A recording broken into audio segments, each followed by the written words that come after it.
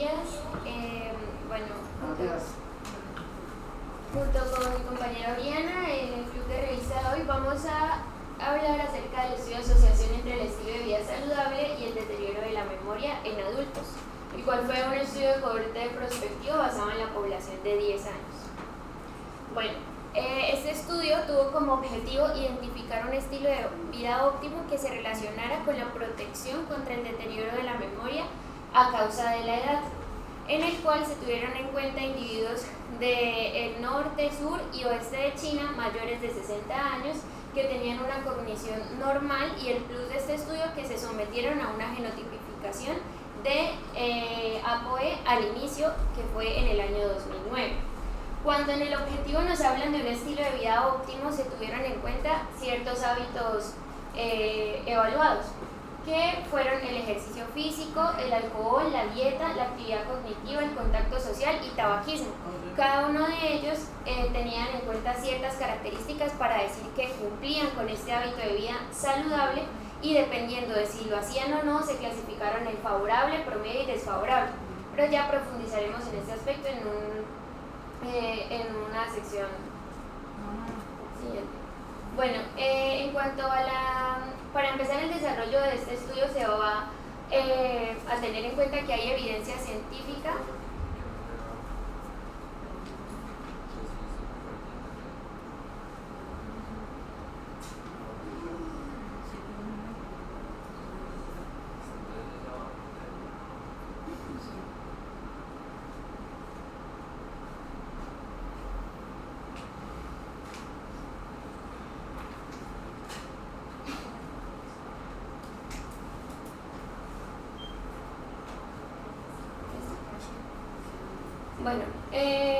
hay evidencia científica que comprueba que el estilo de vida es un factor influyente en el deterioro de la memoria a causa de la edad. Sin embargo, la buena noticia es que es un factor modificable, es decir, depende de nosotros hacer cambios en determinados aspectos que hagan que hayan efectos positivos en la memoria. Este estudio no solo tuvo en cuenta un factor modificable, sino uno que no lo era, que representa un riesgo genético. ¿Cuál es la presencia del alelo epsilon 4 que codifica la apolipoproteína E4? Para contextualizarlos un poco a lo largo de este estudio, recordaremos que la apolipoproteína E tiene diferentes funciones en el organismo. Una de las principales es el metabolismo de los triglicéridos y ácidos grasos.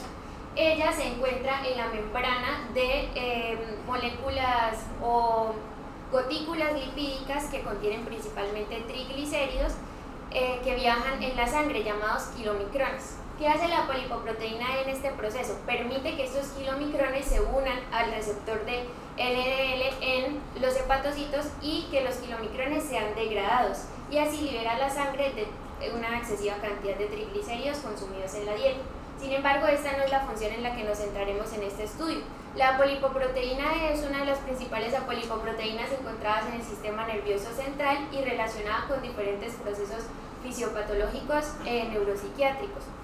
Específicamente, la apolipoproteína epsilon 4 es uno de los factores genéticos más firmemente asociados con la enfermedad de Alzheimer. Se dice que el alelo epsilon 4 codifica una proteína que se pliega muy fácilmente, y esto puede que haga parte de los diferentes caminos de la patología del Alzheimer. Normalmente la apolipoproteína E participa en procesos de reparación y remodelación neuronal. ¿Cómo lo hace?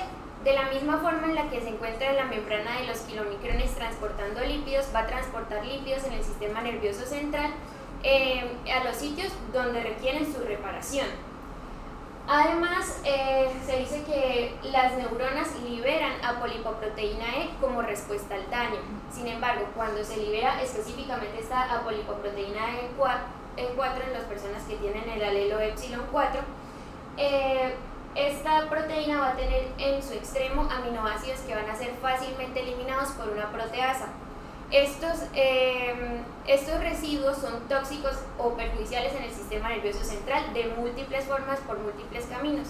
Sin embargo, la que me pareció importante resaltar relacionada con el Alzheimer es la formación de ovillos neurofibrilales, perdón.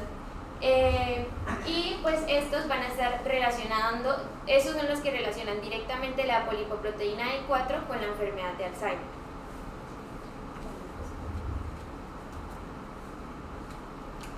Bueno, ahora vamos a hablar de cómo hicieron este estudio.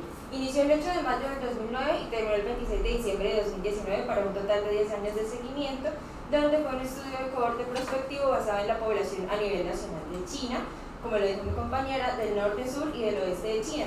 Tuvieron criterios de inclusión como lo fueron que fuera mayor a 60 años, que tuvieran el consentimiento informado, que estuvieran censados y que tuvieran un lugar de residencia fijo mayor o igual a un año aproximadamente. Se excluyeron enfermedad mortal, pérdida de la visión o pérdida de la audición, pues sabemos que estos últimos dos son altos indicativos para desarrollar demencia.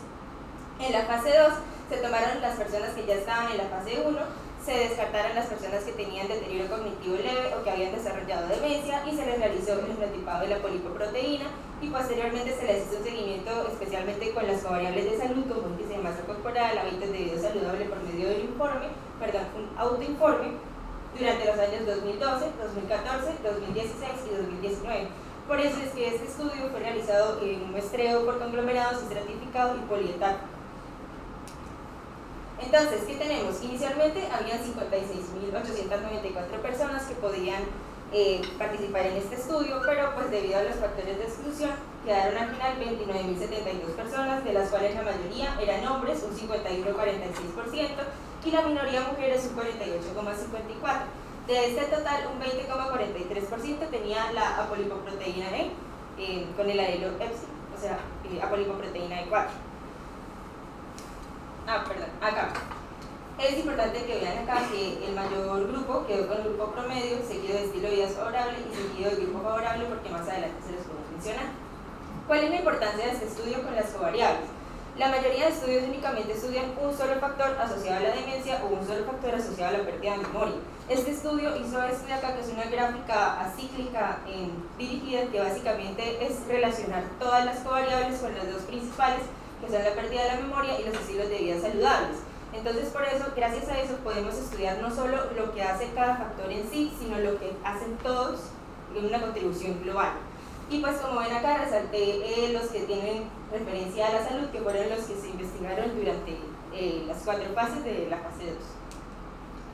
Ahora, ¿cómo hicieron esto? Primero subdividieron las características en 3 grupos de estilo de vida. Lo hicieron a través de algo que se llama coeficiente beta, que básicamente es sacar un promedio, por decirlo de una forma, y cada tercio correspondió uno baja, uno intermedia y el otro alta. Intermedio alta se demostró que tenía una tasa más lenta de pérdida de memoria. Para poder agruparlos tuvieron que hacer el número de factores de estilo de vida como una variable continua, lo que veían de 0 a 1, de 2 a 4, 5 a 6. ¿Sí? Entonces se demostró que más de 2 tenían una tasa más lenta de pérdida de memoria. En cuanto al factor de confusión, lo que hicieron fue excluir cada variable para ver si alguna tenía un efecto más significativo sobre la tasa de pérdida de memoria más lenta. Se dieron cuenta que no, que realmente todos tenían un aporte significativo, a pesar de que algunas aparentemente tenían mayor aporte, como por ejemplo la dieta seguida de las actividades sociales, ¿sí? Pero realmente todas fueron significativas y contribuyeron. Como fue un modelo de efectos mixtos lineales, esto se hizo para ver si había alguna causalidad inversa entre el deterioro de la memoria y el estilo de vida, lo cual se demostró pues, que no existe, es una ausencia. Fue un estudio longitudinal y se tuvieron variables dependientes. ¿Puedes explicarlo la causalidad inversa? Sí, o sea que dos cosas, digamos, hipotéticamente que si las bacterias, una persona que tiene cáncer es más propensa a desarrollar infecciones. La pregunta es, ¿las bacterias causan cáncer? Sí, algo así. La siguiente. Perdón. ¿Será que por el deterioro de la memoria la gente cambió el estilo de vida? Eso es causalidad inversa. Eso. Lo que el estilo de vida llevó al deterioro de la memoria. Exacto. Es decir, que el efecto tenga, efectos en la Yo causa cambié mi que estilo está de vida evaluando. porque me está deteriorando. Exacto. Entonces esa es la causalidad inversa. Bueno, entonces para poder demostrar eso se tuvieron variables fijas, que eran pues el estilo de vida, y variables dependientes, que eran la pérdida de memoria evaluada por la prueba auditivo verbal y el mini mental stage para examinar para examinar como tal la cognición global de la persona. Y pues como datos de censura, lo que ya les mencioné, los criterios de exclusión, desarrollar deterioro cognitivo leve y demencia, o que la persona fallezca o abandone la investigación. Bueno, entonces, en el diagnóstico de demencia y deterioro cognitivo leve se desarrollaron pruebas neuropsicológicas para determinar el estado cognitivo de los pacientes, que al inicio aclaro que era normal, tanto en el inicio como en el seguimiento. ¿Qué se usó en la función cognitiva global? Se evaluó mediante el Mini-Mental State Examination, en el cual las puntuaciones más altas nos indican una mejor función cognitiva y las más bajas nos indican demencia. Sin embargo, no nos quedamos con el puntaje del Mini-Mental, sino a partir de este puntaje se tuvo en cuenta después el Manual Diagnóstico y Estadístico de Trastornos Mentales para diagnosticar un deterioro cognitivo leve o la demencia. Aquí tenemos el Mini-Mental State Examination de Feldstein, en el cual se evalúa la orientación, la memoria inmediata, la atención y cálculo, el recuerdo diferido y el lenguaje y construcción, cada uno de ellos con unas preguntas relacionadas o una actividad relacionada. Se dice que, como les dije, los puntajes más altos me indican que no hay deterioro en la cognición, y ya a medida que se acercan al 0 ya podemos hablar de una demencia severa o demencia, que después fue calificada con el Manual Diagnóstico y Estadístico de Trastornos Mentales. El Mini-Mental es una prueba de tamizaje. Puede usar cualquiera de ustedes en el consultorio, como para de ahí en adelante seguir haciendo más estudios. Más estudios. Bueno, ahora la evaluación de los factores del estilo de vida, como les dije al inicio, se tuvieron en cuenta ciertas características para decir, bueno, este individuo cumple o no cumple con este hábito saludable. En cuanto a la dieta, se dice que lo cumplían las personas que consumían 7 de 12 alimentos, entre los cuales se tuvieron en cuenta las frutas, verduras, carne, pescado, productos lácteos, sal, aceite, huevos, cereales, legumbres, nueces y té. Para el ejercicio físico se tuvo en cuenta que realizaran mínimo 150 minutos de actividad física moderada o 75 minutos de actividad física vigorosa a la semana. El contacto social activo y la actividad cognitiva activa, que fuese 2 veces por semana.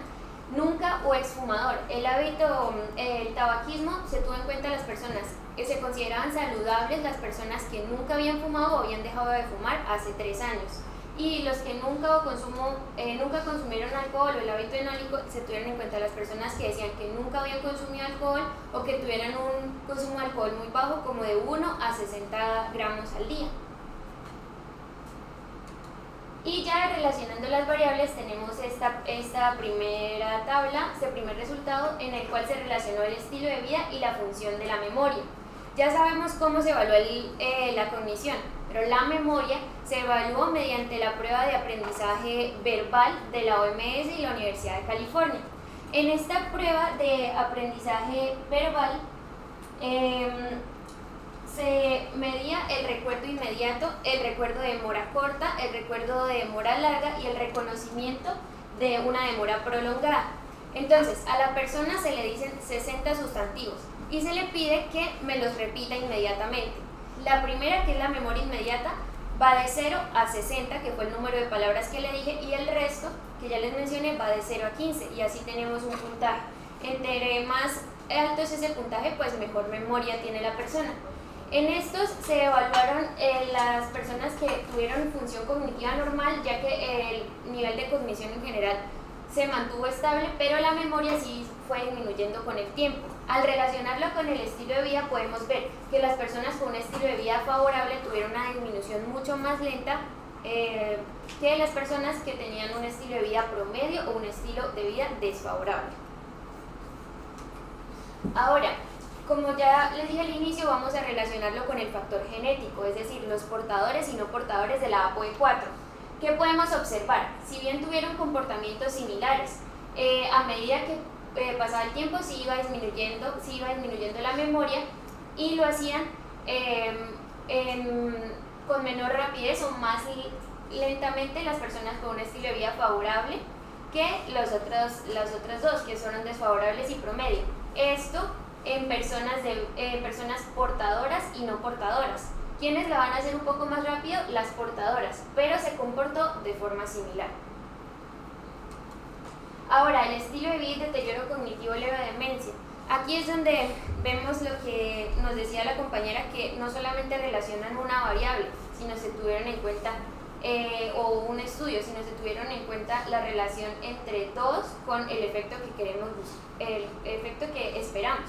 Entonces, se tuvo en cuenta el estilo de vida y el deterioro cognitivo leve de demencia, pero relacionando los dos tests que se aplicaron, que fueron la prueba de aprendizaje verbal y la demencia, que la demencia, como recordamos, lo hicimos mediante el diagnóstico de demencia y mediante Folstein al inicio, y se tuvo en cuenta que un estilo de vida saludable se asoció con una menor probabilidad de progresión a un deterioro cognitivo leve o demencia, que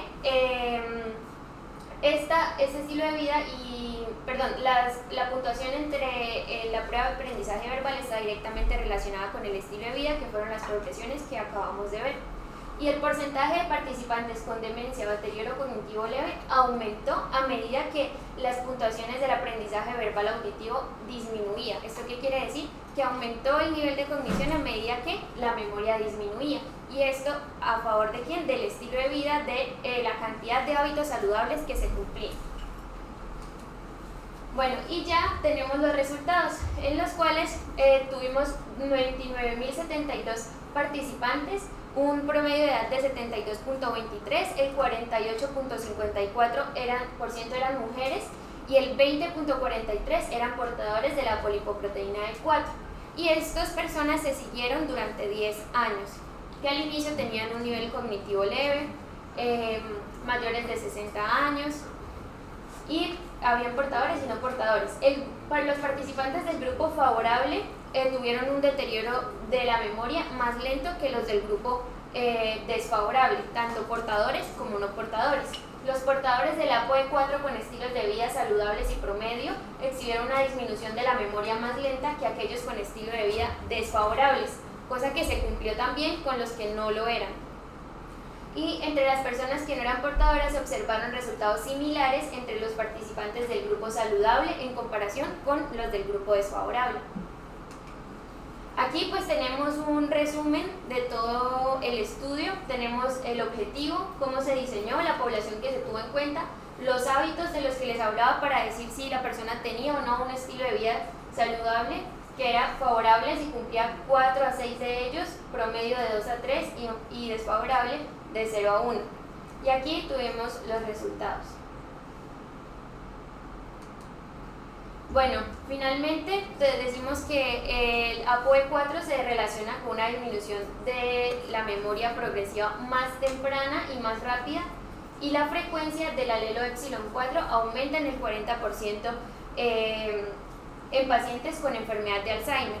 Esta es la razón por la cual vamos a relacionar este gen con esta enfermedad. Y los resultados muestran que un estilo de vida saludable se asoció con una tasa de deterioro de la memoria más lenta que las personas que tenían un estilo de vida desfavorable.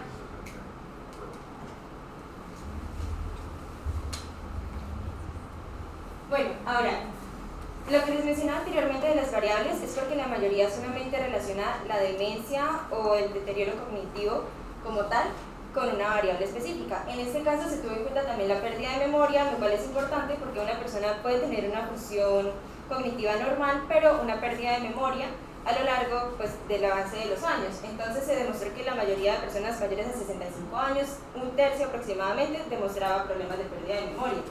El estudio es muy importante porque es multicéntrico, tiene una muestra grande y a largo plazo, o sea que nos genera mayor índice de confianza. ¿Cuáles son las limitaciones? Como los estilos de vida eran autoinformados, pues da pie a errores de medición, como se excluyeron algunas personas porque no había suficientes datos, da riesgo de sesgo de selección, y debido a que hay personas con menor salud, o sea, si una persona tiene mayor déficit de salud, es menos probable que participe en este estudio, por lo cual se cree que puede subestimarse la proporción de personas con un estilo de vida poco saludable, que fue lo que les mencionaba, que el mayor fue el promedio, luego el desfavorable y luego el favorable. Y pues que como se familiarizaban con las pruebas, pues pudo haber cierto error, porque pues como ya conocían las evaluaciones, pero eso se tuvo en cuenta estadísticamente. Y lo importante acá que quiero resaltar es que el estudio menciona una sugerencia de hacer un estudio desde una edad más joven con la finalidad de encontrar una ventana de edad crucial durante el cual un estilo de vida saludable puede ejercer un efecto más favorable. ¿Por qué? Porque antes de iniciar el estudio no sabemos si desde su juventud ya había empezado a influir ese hábito en la memoria, porque solo estudiamos a los adultos mayores, a pesar de que los jóvenes también tenían problemas de memoria. Y bueno, muchas gracias por su atención.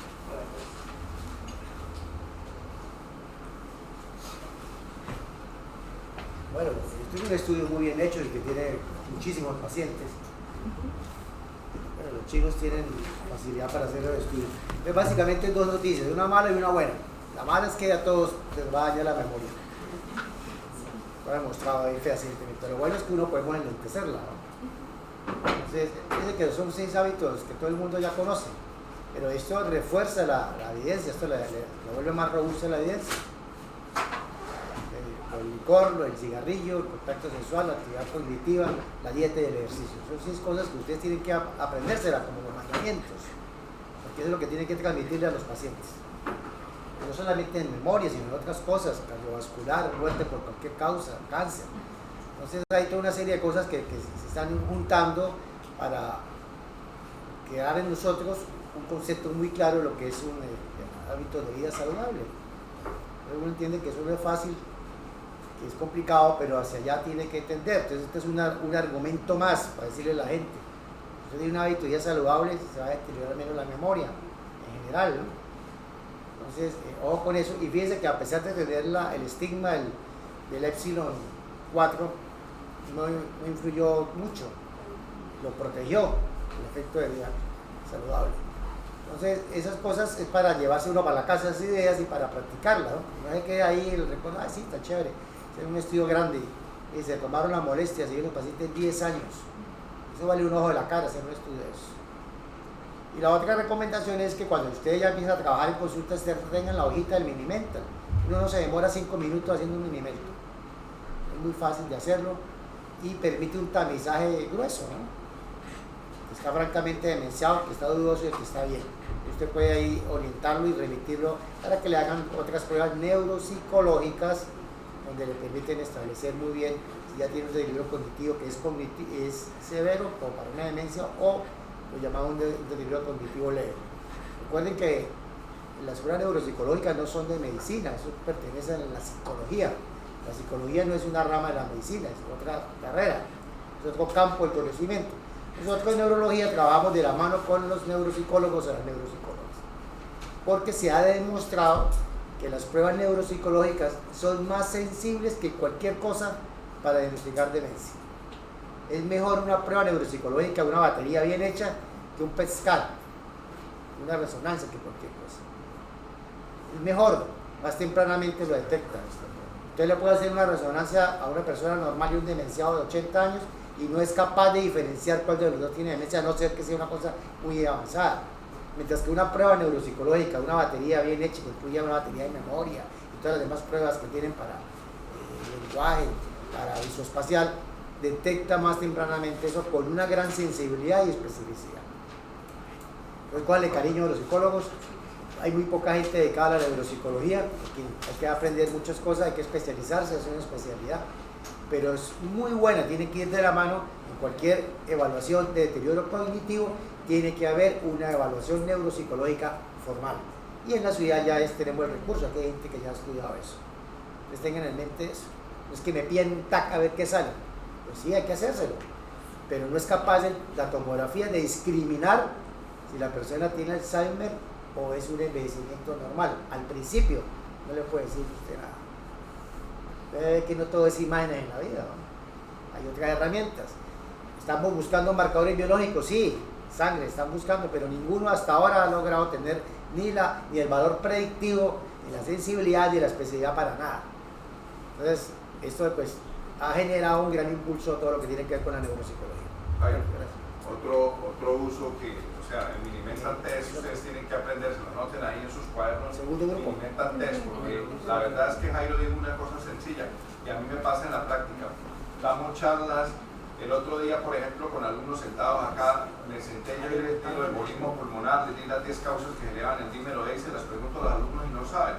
¿Ustedes creen, y discúlpeme, que es una jalada de tirón de orejas, que creen que todo lo que se les pone aquí es como divertido, ¿no? Como mirar a ver como una película, si vuelvo y la repito o no la repito?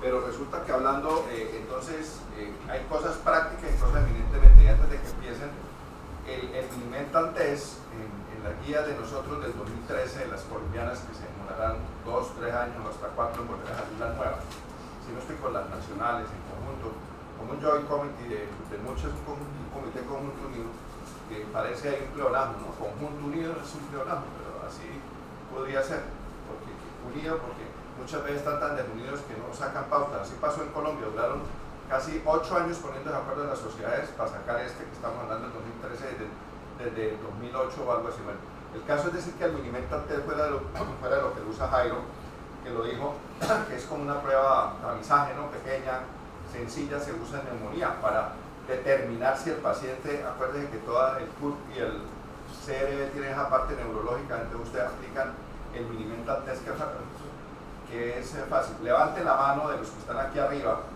¿quién se lo sabe para hacer una prueba completa aquí con Jairo rápido? A ver, levante la mano y que diga yo soy el gallo y yo me la sé, y a ver, pregúntenme, levante la mano que queda, menos los expositores. Doctores, ¿qué estamos esperando para poner en práctica las cosas? Sí, esto es una jalada de orejas, porque me ha pasado, aquí nos sentamos, Jairo, tratamos y parece que ustedes estuvieran como en otro mundo, pues, en la nebulosa, por allá en la galaxia, esas que están descubriendo nuevas. Jairo, al final, te quedas un minutico que necesito contarte que prueben una cosa y listo, después hablamos. Es rapidito, sí, no, es rapidito. Adelante. Siguiente, por favor.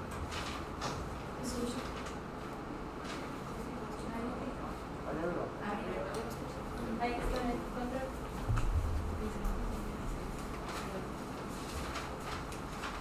Bueno, pues inicialmente el artículo consistió pues en la trombosis asociada al cáncer.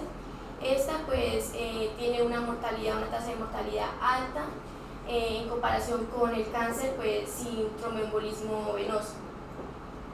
El cáncer pues tiene mayor riesgo de generar tromboembolismo venoso, y esto pues puede deberse a factores como la inmovilidad, la cirugía y las terapias sistémicas. Y también pues tiene una complicación que es el sangrado, y esto es debido a la trombocitopenia que se genera por las quimioterapias. Los DOACs son anticoagulantes directos. Esos son los más comunes son el apixaban, endoxaban, el rivaroxaban, y pues se utilizó en este artículo, se quiso evaluar los costos y la efectividad de estos anticoagulantes comunes y también de la enoxaparina.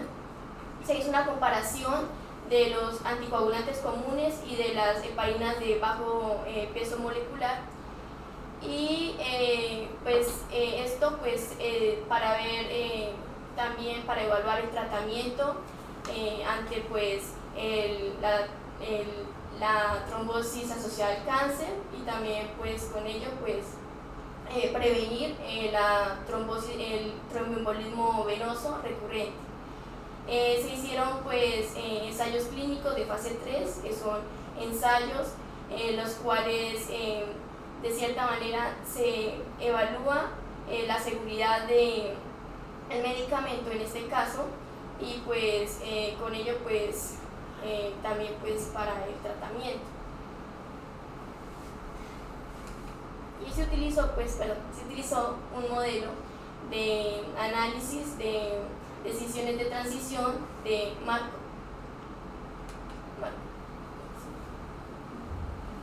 Buenos días.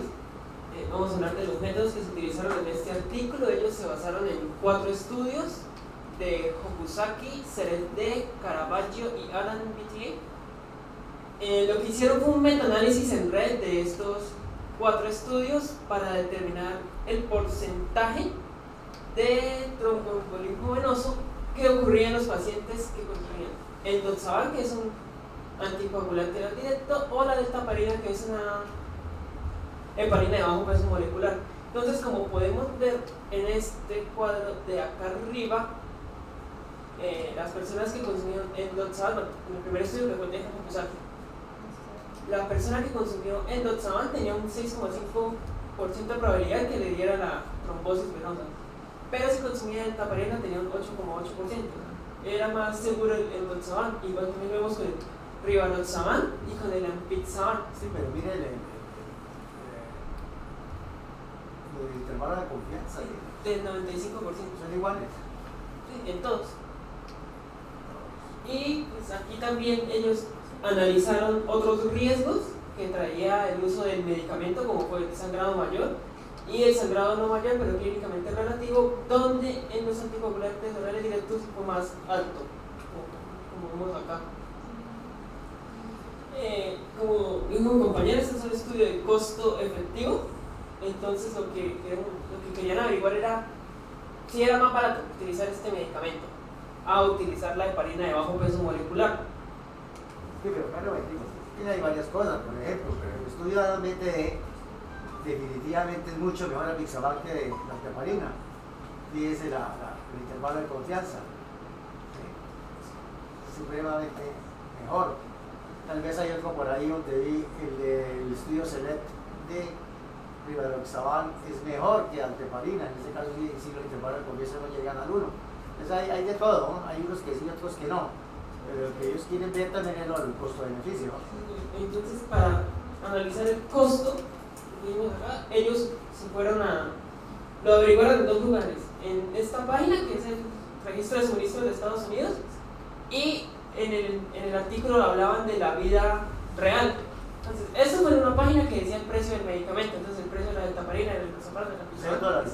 En dólares, sí señor. En dólares en el último trimestre del 2022. Y este de acá fue el costo entre farmacias que lo promediaron, y como podemos ver según la página está barato, está en $1.500.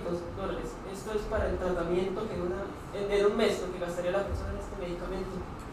Sin embargo, al ir a la vida real, el paciente tendría que pagar en realidad $3.981 para poder tener acceso a este tratamiento. El único que vemos que es más rentable es el ampiczaban.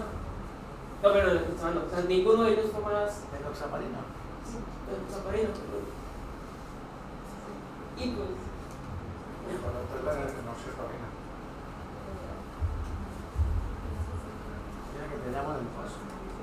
En cuanto al análisis, pues se intentó calibrar pues este modelo con las probabilidades acumuladas, en la cual pues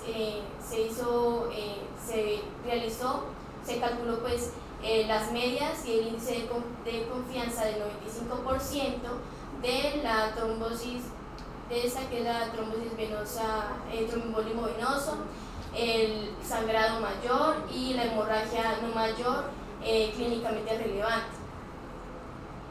También pues se utilizó pues en un intervalo de 6 y 12 meses. Y en cuanto pues al análisis de sensibilidad, pues se hizo un análisis de sensibilidad bidireccional en cuanto pues al costo del apixaban y su efectividad, utilizando pues los costos de GoodRx, que es una compañía de Estados Unidos en la cual se puede de cierta manera ver los costos de los medicamentos que se recetan en ese país. También pues se evaluó el PSA, que es la pruebas de probabilidad de análisis de sensibilidad, en la cual pues se evaluó el efecto global de la incertidumbre de las estimaciones de parámetros.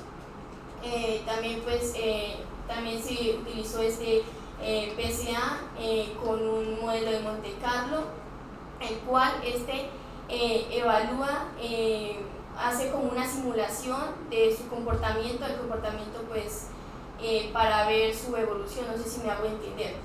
Y también pues se utilizó el B y el Logis Distributions para la probabilidad de utilidades y distribuciones logarítmicas normales para los costos y peligros relativos. En el análisis de escenarios pues se utilizaron pues dos análisis separados, debido a que pues los valores de los costos del PAS FSS, que es el programa federal de suministros departamental de asientos veteranos. Pues este también, que fue pues el PAS, fue utilizado pues para, no fue para esto, utilizado pues para los análisis en sí, la tabla 1 del artículo. Y pues también pues se utilizó pues que se pudo ver, perdón, qué pena, que más adelante vemos que es mejor o es predilecta el apixaban. En cuanto a los resultados, pues vemos que el apixaban tiene una mayor eficiencia y menor costo, pero pues en cuanto pues a los costos del GUT-RX, vemos que es mejor el rivaroxaban que el apixaban. Lo vemos más adelante. Pues aquí en esta tabla pues se utilizó la dalteparina en vez de la enoxaparina, y podemos ver que el rivaroxaban no estuvo favorecido porque tuvo un ICER que es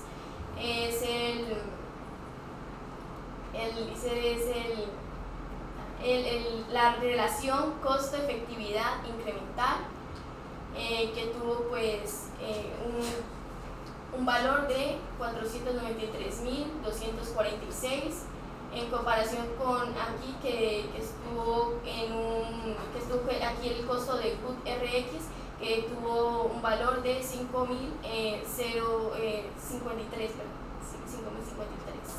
en la cual pues estuvo más favorecida.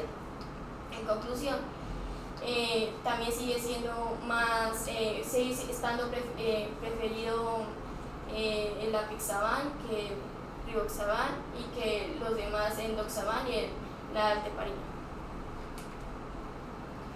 Aquí pues vemos, como les había mencionado anteriormente, que en este caso el rivaroxaban es mejor que la apixaban, debido a que la apixaban tuvo un aumento de 532.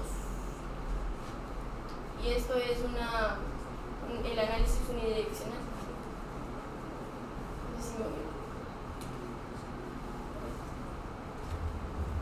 En cuanto a la discusión, pues los autores hablaron de que cuando miraron el precio de los medicamentos en el PSS, pues les daba que el rivaroxaban era el más rentable, pero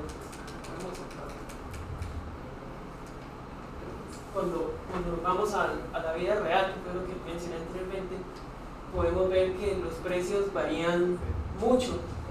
En esta página parece que el valor sugerido del rivaroxaban es de $342, pero al ir a la farmacia se lo venden en 537. Entonces esta diferencia de precios fue lo que afectó la relación costo-efectivo de los anticoagulantes.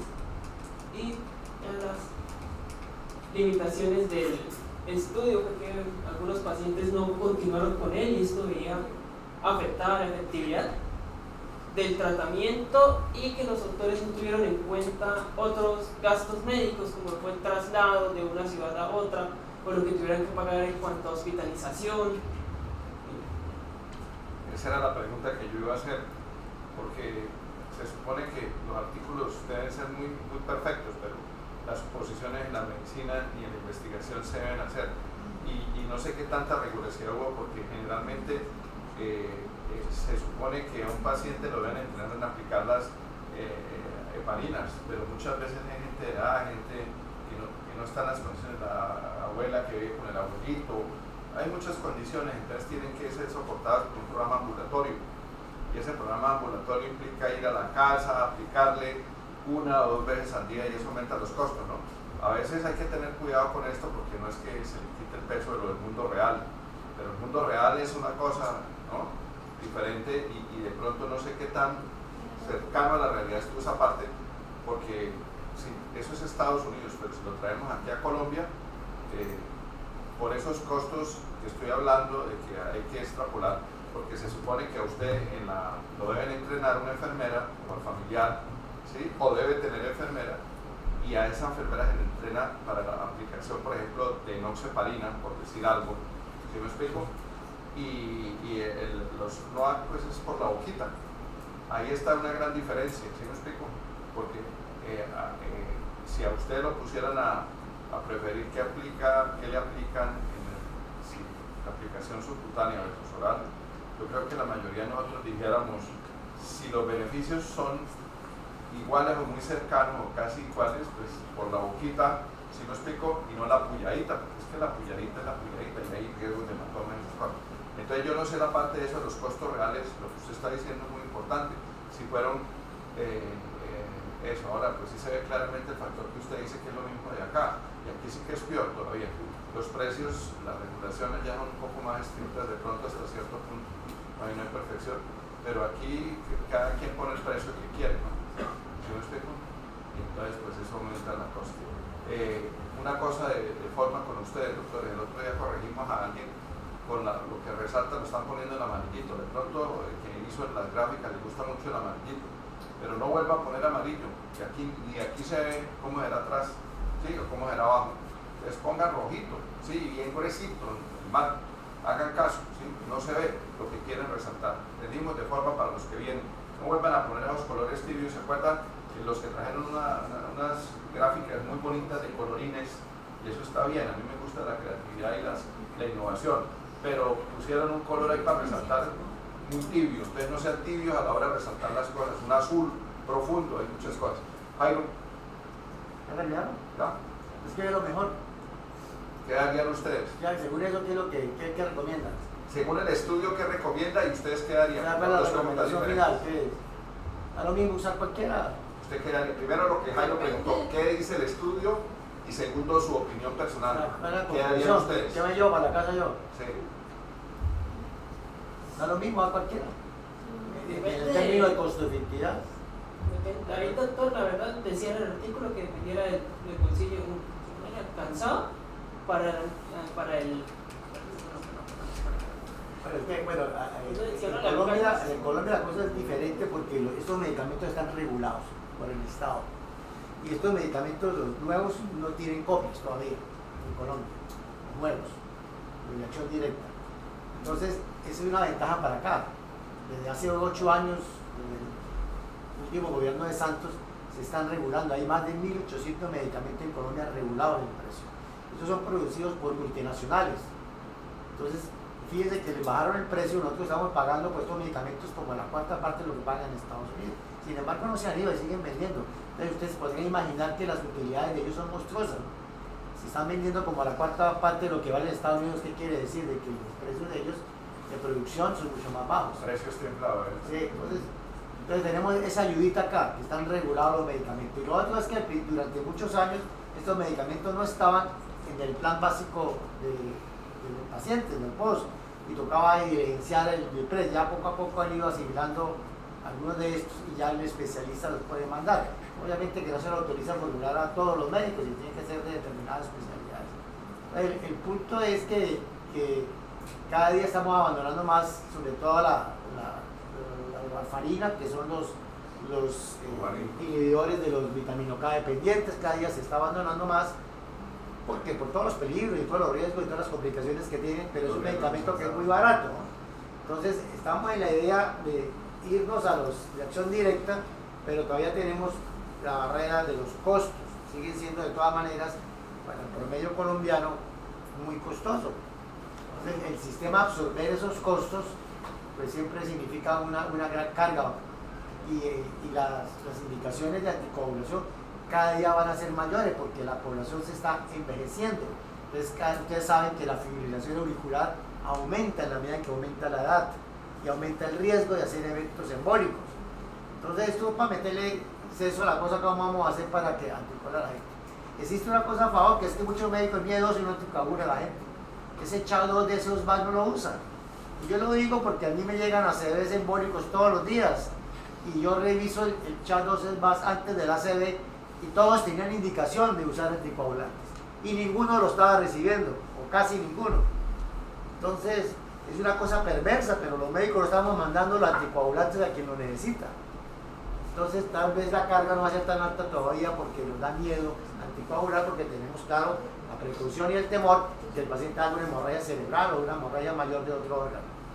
Entonces esto es para tener en mente esas cosas, que a pesar de que nos están tratando de facilitar el ejercicio de la medicina con la bajada de los costos, tenemos barreras personales los médicos que nos impiden mandar medicamentos de reconocida y probada eficacia. Entonces hasta ahí llegamos. ¿Ustedes qué piensan? Y ahora le doy ¿qué piensan ustedes? ¿Ustedes tienen que tener alguna opinión? Fuera de transcribir lo que, o decir literal como un loro, perdónenme que le diga, porque sé que no es así. ¿Qué opinan ustedes? Ustedes son nobles, pero es su opinión. Entonces yo digo que... Usted, por ejemplo, podría decir, es que yo le daría todo a Pixaban nomás. ¿Sí? Si por mí fuera, mandaría el Rivaroxaban. Otro de pronto llegaría y diría, no, pero es que la enoxaparina tiene sus atractivos, entonces démosle a todos enoxaparina y no demos ningún NOA. ¿Qué opinan? La Rivaroxaban, según el artículo, era ligeramente más efectivo que la Apixaban, pero la Apixaban era más barata.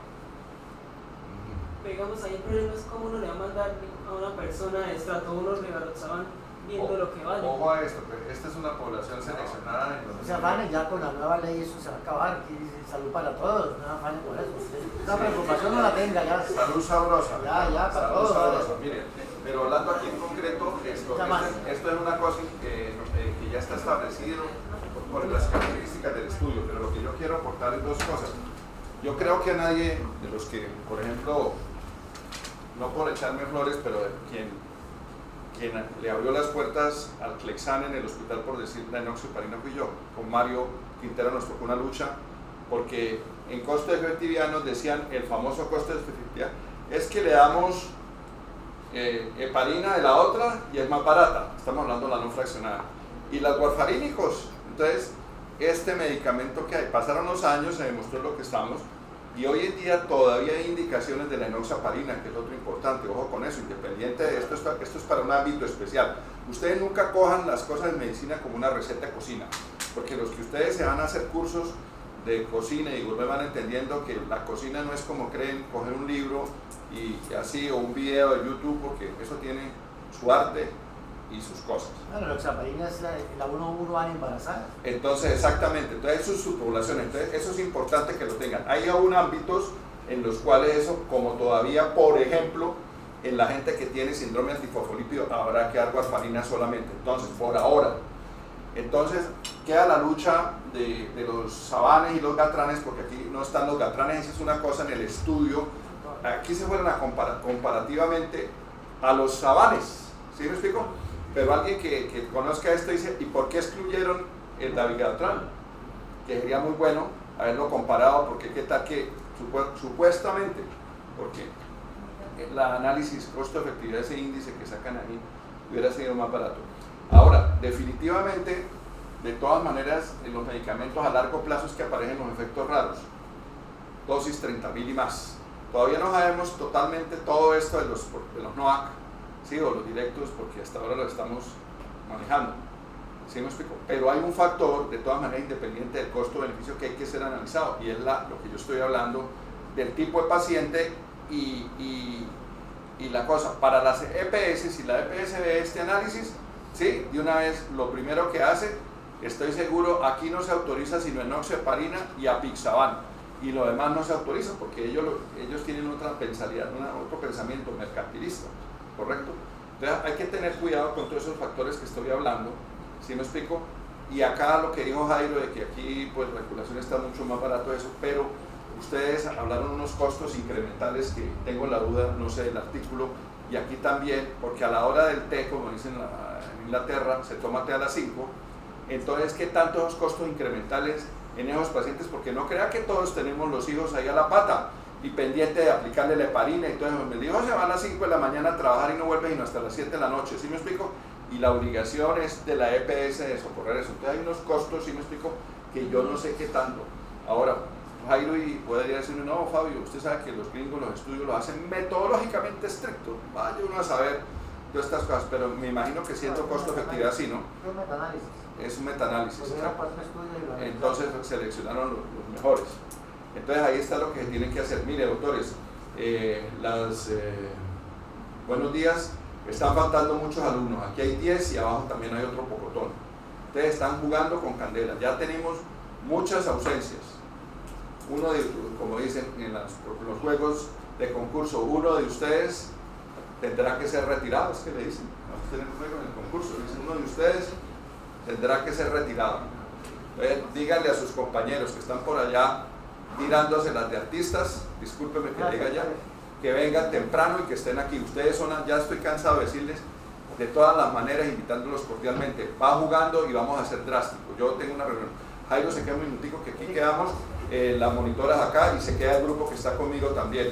Espero que los demás grupos, los que tienen charla el jueves y el viernes. grupo mío a las 8:15. Sí, a las 8:15 con Jairo, los del grupo de Jairo, los que tienen el tema, ya me imagino que ya tienen lo del bloque de neurología, de cardiología, y los que tienen ya el bloque con el doctor Niño, vaya preparándolo de una vez. ¿Listo? Gracias, Jairo.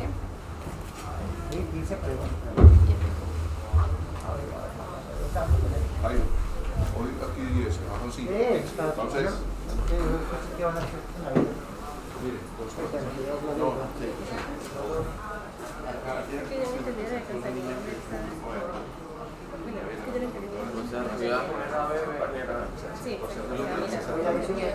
no, no, eso es una por alguien que vio, dijo, qué espectáculo tan grandesco. Entonces, cuando yo la vi así, dije, ¿cómo se subió a clase? Porque ella curiosamente está a clase, y dijo, no, eso me tocó a mí y eso no puede ser. Entonces, ¿qué resolución tomé? Eso es un tema muy delicado, porque yo ya tengo una asesoría con alguien. Ten cuidado con el micrófono. No, sí, pero ¿qué le pasa? Pues pasa, Margarita, Esos pasa, pasa. temas, No es eso, sino que pasó acá. Tienen que actualizar las prácticas ya porque se afecta y ya van a ver lo demás. Está operado. Y le dije lo siguiente.